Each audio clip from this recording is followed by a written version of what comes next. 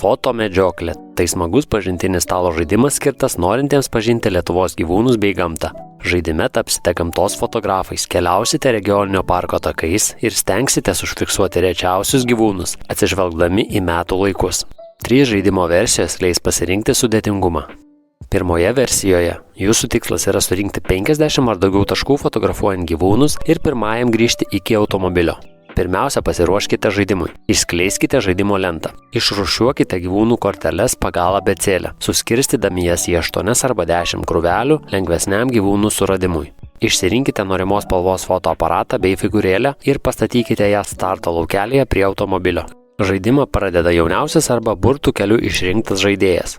Pirmasis žaidėjas rideno kauliuką ir renkasi, kuriuo taku eiti. Paėjęs tiek laukelių, kiek išrideno akių, jis pasiima savo fotoaparatą, prideda jį prie savo figūrėlės, atremdamas raudoną fotoaparato trikampį į žaidimo figūrėlės kraštą ir suka jį aplinkui stebėdamas, ar koks gyvūnas nepatenka į objektą. Žaidėjui pastebėjus, kad jo objektyve atsirado gyvūnas žymintis baltas taškas, gyvūnas laikomas nufotografuotu ir žaidėjas gali pasiimti šio gyvūnų kortelę. Jeigu į objektą patenka keletas gyvūnų, žaidėjas nežiūrėdamas į kortelių vertę turi pasirinkti, kurį gyvūną fotografuos. Gyvūnus galima nufotografuoti tik vieną kartą, tad nuotrauka atiteks tik pirmajam tai padariusiam žaidėjui.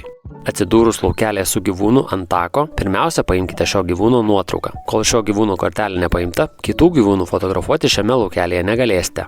Kaip ir tikroje gamtos fotografijoje, rečiausi gyvūnai, kurių nuotraukos vertingiausios, slepiasi atokiausiose sunkiai prieinamose vietovėse. Todėl kiekvienas žaidėjas turi pasirinkti tinkamą strategiją. Dėmesio, kartais kitų žaidėjų figūrėlės trukdys atlikti tinkamam fotokadrui ir jos negali būti judinamos, todėl teks ieškoti kitų pasiekiamų gyvūnų.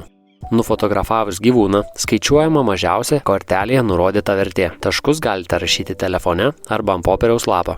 Žaidimą laimės žaidėjas pirmasis grįžęs į finišą su 50 taškų. Jei to paties rato metu į finišą grįžta 2 ar daugiau žaidėjų, tuomet laimi tas, kieno nuotraukų kolekcija verta daugiau taškų.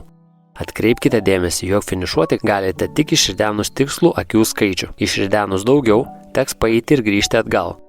Tai galioja ir žemėlapyje esančiams aklavietėms. Perpratus pagrindinės žaidimo taisyklės, galėsite žaisti antrąją taisyklių versiją.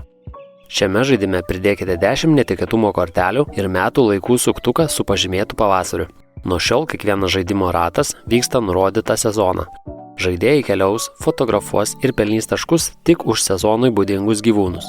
Taškų vertės nurodytos gyvūnų kortelės sutampančio sezonų dalyje. Negavus taškų, grąžinkite gyvūnų kortelę atgal. Nufotografavus gyvūną, kuris sutinkamas visais metų laikais, prie jau turimų taškų pridėkite ir didesnę nuotraukos vertę. Užbaigus ėjimo ratą, pasukite sezonų rodyklę į kitą sezoną. Netikėtumo kortelės naudojamos žaidėjų ėjimo metu atsistojus ant raudono laukelio. Tokiu atveju žaidėjas negali fotografuoti gyvūnų, tačiau privalo atversti viršutinę netikėtumo kortelę ir vykdyti jos nurodymus. Pavyzdžiui, pabėgti nuo jūs užpuolusių uodų. Šioms kortelėms pasibaigus, panaudotas netikėtumo kortelės permaišomos ir padedamos traukimui.